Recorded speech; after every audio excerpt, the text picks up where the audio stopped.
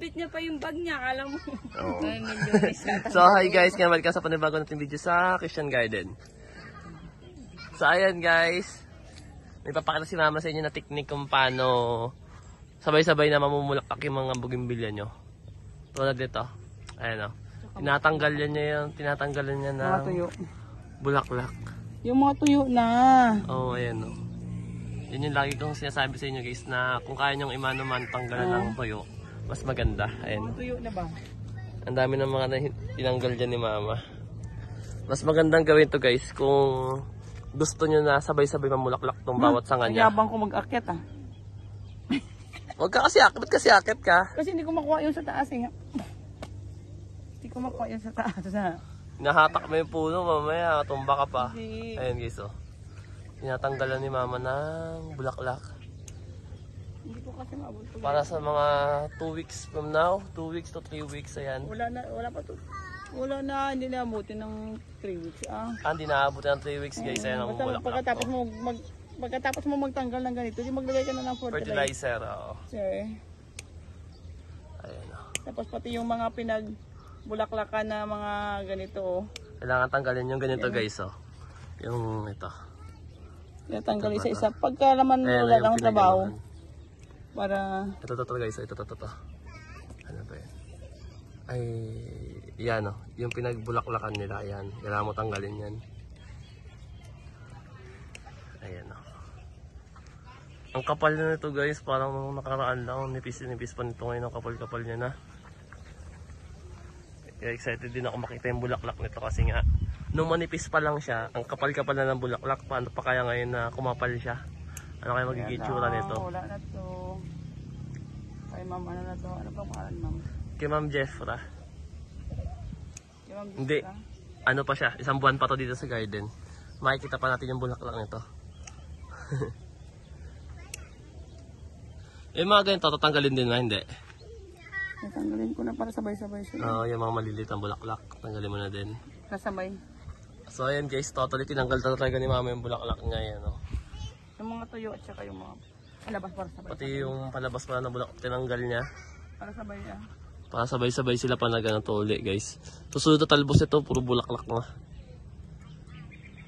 Yung mga talbos naman na yan. Hmm. Yung mga talbos na siya. Ang mga bulaklak kami na palabas. Magsabay-sabay.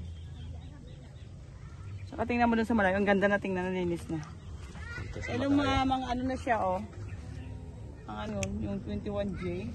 Kulay peach at saka kulay peach at saka. Tapos ito na Ma'am Jeffra yung isa oh. Ay, kasama ba to? Hindi na no? Hindi. Hindi to kasama. Pero maganda rin tingnan mo. Ito na yung ano, nakaraan din mga pinagpipilian nyo. Opo, pero maganda rin siya oh. May mga nabuksan Meron na si rin. mama yun na makapal na. Yung isa doon tinignan ko. Mga buhay na yun sila. Patuloy nyo nandoon. Ito yung sa inyo mama. Mga buhay na daw siya ma'am, pero hindi pa siya pwedeng buksan. Kasi hindi pa siya ganoon kahaba. Saktong-sakto nga talaga sa June.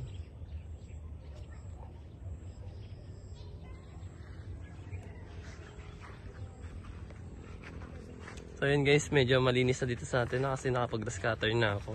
Bukas na umaga mag-video tayo ng kubo-kubo na maagang-maaga para makita. Ay oo! Bukas na Oo umaga pala na yung lang. kubo.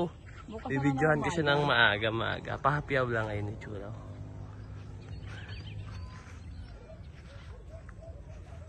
Kasi nung nag-video tayo kahapon, di ba, Kwan? Oo, nag-video kasi kami kahapon guys, gabi.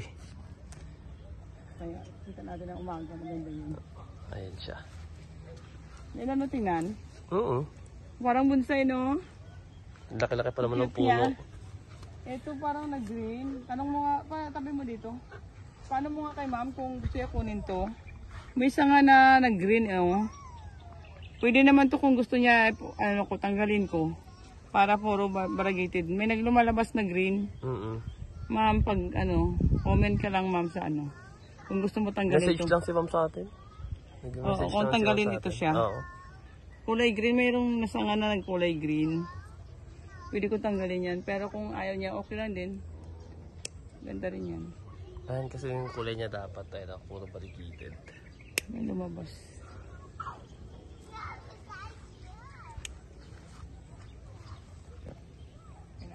Oo. Yung ano doon yung pinanggalan ko na. Saan? yung mga kwan, mga grafted na pinasingawan. Kagabi lang yun ah. Ah, tingnan mo doon. Baka naman malamig na ng ano. Ay, ito pa pala isa oh. Pakita din natin to. Ang dami ng bulaklak pala. Nandun yan. Oo nga. Ito, ang dami ng bulaklak. Ayun na. Umpisa na siya. Umpisa pa lang yung bulaklak niya. Ayun. Ayan o. Hindi pa siya ganun nakaka-pink pink na pink kasi nga ano. Ayan o. Saan?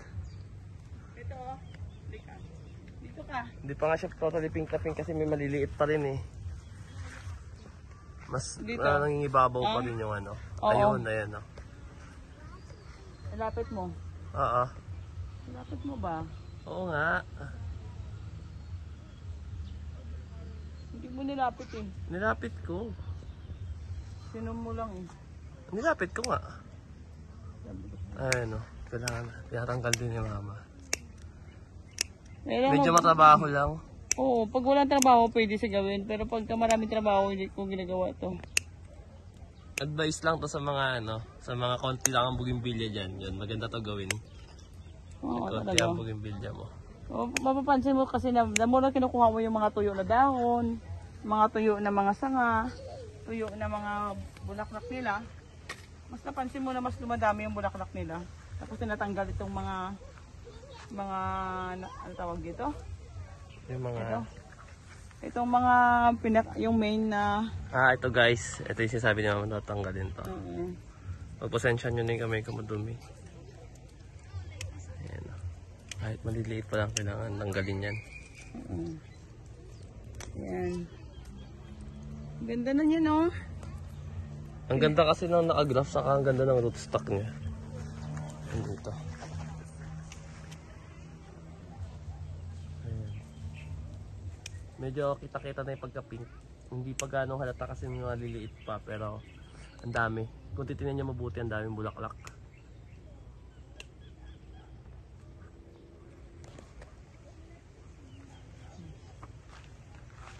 Ayan o.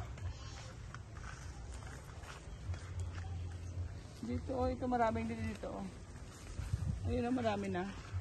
Ayan. Ayun, oh. Partida itong puno na to, ano pa to? Lapit mo kasi doon. Nabunot pa to. Oo. Ito yung Dineliver sa Philippine Arena. dineliver sa Philippine Arena. Tapos nabunot kasi siya no, habang nag-deliver, nabunot siya. So binalik nung mayari kasi nga baka mamatay. Hindi naman binalik, di ba? Gusto nila alagaan, di ba? Ayun, gusto pa nila alagaan kaso nga lang baka kasi hindi nila kabisado, mamatay, sayang. Sabi namin ibalik na lang nila tapos papalitan na lang namin ng ganito rin na variety, ganito rin yung itsura ng puno. Ayan. Then pumayag naman sila, nagustuhan din naman nila yung pinalit. So ito siya ay ano. Nabunot to. As in nung kasi guys sa tumba, so nabunot, nabuwal. Sila hindi na totally binunot, pero nung dineliver namin pabalik dito, nung dineliver nila, ang ginawa namin kasi nga sobrang bigat niya, tas iilan lang kami nandito nung time na yon. Wala kaming ibang ginawa, kundi binunot talaga namin, as in, simula din sa puno na yan, tas yung kawa pinaghiwalay talaga namin. Walang sumamang may mga sumama na maliliit na ugat, tapos yung mga malalaki, pero yung lupa talaga guys na iwan. Kasi nga lang naman to, di ba? More on buhangin, saka garden soil buhangin, tapos yung pinagbistayan. So madali lang din siya matanggal or mahulog. Ayan. Pero nung ilang buwan na ba? Wala pa isang buwan, naka-recover na siya, no?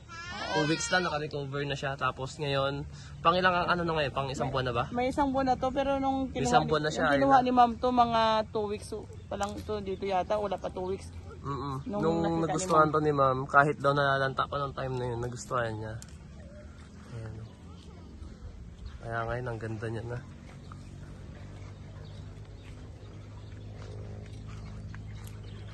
Tinatanggal na rin pala ni mama ng grafting tape. Wala naman to grafting tape na... Ano pa tawag mo sa tinatanggal mo? Di ba grafting tape? Hindi, kasi nung wala na to, natanggalan ko na to dati. Tapos nung i-deliver kasi noon. Tinanggalan mo? Nilagyan mo ulit? Nilagyan siya ulit. Para may suporta. Oo. Paano yung pag i-deliver natin sa dyan, nilagyan mo ulit? Hindi, depende sa sasakyan. Eh, kasi yung noon kasi ano siya, magulo yung sasakyan, tagilid kasi, di ba? Oo. Parang, alam mo, hindi siya magkasunod sa lagayan eh. Kasi guys, ano to guys, kung ano yun to, 7 feet to. Tapos yung truck na dumating lang dito, 6 feet. 7.5 to be. 7.5 to, may higit pa to be sa 70. Ako ang mama eh. ako ang mama, ako ang nakakaano. Ayan no.